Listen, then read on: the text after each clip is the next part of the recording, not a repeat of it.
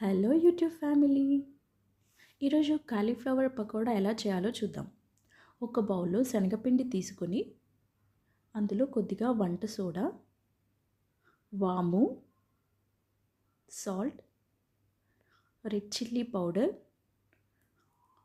ధనియా powder వేసి batter prepare చేసుకొని పక్కన పెట్టండి.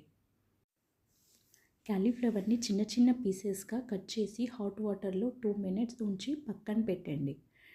కడాయిలో ఆయిల్ తీసుకొని అది వేడయ్యాక ముందుగా ప్రిపేర్ చేసి పెట్టుకున్న బ్యాటర్లో కాలీఫ్లవర్ పీసెస్ని డిప్ చేస్తూ వేయాలి. కాలీఫ్లవర్ పీసెస్ ఒక్కొక్క పీస్ మాత్రమే వేయాలి.